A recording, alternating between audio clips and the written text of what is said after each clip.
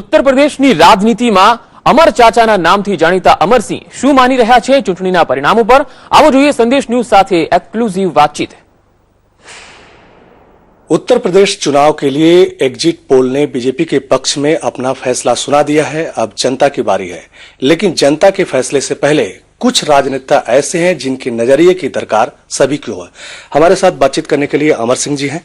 Sir, सबसे पहले तो रिजल्ट के बारे में आपका प्रेडिक्शन क्या है, क्योंकि अब सब लोगों का ध्यान इसी बात में है। एक तरफ जहां एग्जिट पोल कह रहे हैं कि बीजेपी की सरकार बनने जा रही है उत्तर प्रदेश में, आप उस पूरी उत्तर प्रदेश की पॉलिटिक्स के धुरी रहे हैं, तो ऐसे में आपका आकलन क्या है? देखिए, उत्तर प्रदेश में समाजवादी पार्टी का विकल्प बहुजन समाज पार्टी और बहुजन समाज पार्टी का विकल्प समाजवादी पार्टी बहुत दिनों से यही रहा है। उत्तर प्रदेश की राजनीति उलट पुलट की रोटी बन के रह गई और आदरणीय कल्याण सिंह के भारतीय जनता पार्टी के पटल से हटने के बाद भारतीय जनता पार्टी का कोई आंचलिक स्तर पर प्रामाणिक और प्रासंगिक चेहरा नहीं रहा। इस नाते भारतीय जनता पार्टी भी जनादेश के मामले में सिकुड़ती गई। तो समाजवादी पार्टी के शासनकाल में आरक्षण का नौकरियों में और अन्य स्थानों पर लाभ सिर्फ पिछड़ों के एक वर्ग को मिला। मैं नाम नहीं लेना चाहता, वो वर्ग कौन है सब जानते हैं। और जब मायावती आई तो दलितों के सिर्फ एक वर्ग को लाभ मिला। तो पिछड़ों में कुर्मी भाई भी हैं, राजभर भाई भी हैं, कुशवाहा भाई भी हैं। तो ये जो तमाम मल्ला भाई भी हैं, निषाद भाई भी हैं, तो ये जो अति पिछड़े वर्ग हैं, इनका छोटा छोटा समूह है और सबको अगर आप एक साथ जोड़ दें तो ये समूह उस वर्ग से बहुत बड़ा है जिस समूह को मुलायम सिंह जी का समाजवादी पार्टी का आशीर्वाद प्राप्त रहा है। ये सब लोग अब की बार एकत्रित होकर के भारतीय जनता पार्टी की तरफ गए और जो दलितों में भी एक वर्ग को छोड़ करके जो मायावती जी का विशेष स्नेह सिक्त वर्ग है, बाकी सब एकत्रित होकर के भारतीय जनता पार्टी की ओर गए। सोशल इंजीनियरिंग में जो ब्राह्मण भाइयों को उन्होंने साथ लिया था, एक समय उन्होंने एक नारा दिया था कि तिलक तराजू और तलवार उनको मारो जूते चार। फिर उन्होंने नारा दिया कि ब्राह्मण नहीं गणेश है, ब्रह्मा विष्णु महेश है। तो ब्राह्मण न तो जूते खाने के लिए तैयार हुआ, न ब्रह्मा विष्णु महेश और गणेश बनने के लिए तैयार हुआ। और क्षत्रियों में जितने चेहरे थे बड़े, वह सब समाजवादी पार्टी और बहुजन समाज पार्टी के विरोध में खड़े नजर आए। चाहे वो आदरणीय राजनाथ सिंह जी हों, योगी आदित्यनाथ जी हों, अमर सिंह हों।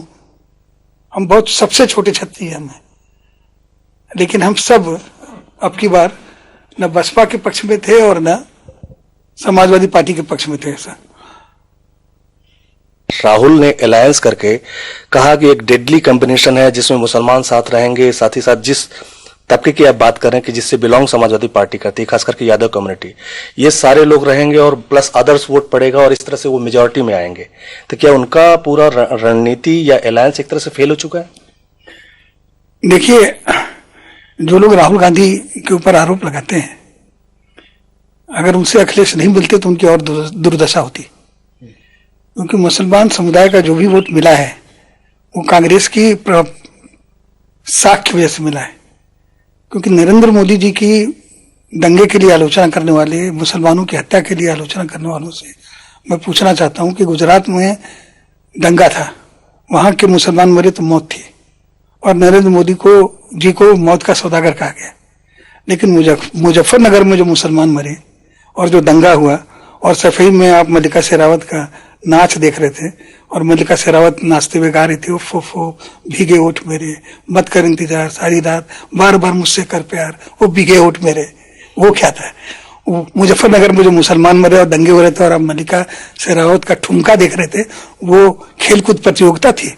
तो मुसलमानों की हत्या और दंगे का आरोप अब जो नरेंद्र मोदी जी पर जब लगा था तब लगा था, अब वो प्रासंगिक नहीं है। तो राहुल गांधी के आने की वजह से थोड़े बहुत मुसलमान मिल गए, नहीं तो अखिलेश यादव के परखचे उड़ गए होते। समाजवादी पार्टी, आदर्श, यहाँ तक कि आरएलडी तक, सभी लोगों की लड़ाई सिर्फ नरेंद्र मोदी से और उनको कम्युनल घोषित किया जा रहा है। कहा जा रहा है कि हमारी लड़ाई सांप्रदायिक ताकतों से है और इस आधार पर वो जीतने का दावा कर रहे हैं। ऐसा है कि हालांकि अखिलेश यादव ने मोदी जी को गधा का है, लेकिन मोदी जैसे तेज भागने वाला घोड़ा हिंदुस्तान की राजनीति में कोई नहीं। जो घोड़ा तेज भागता है उसी को कोड़े लगते हैं ताकि वो और तेज भागे।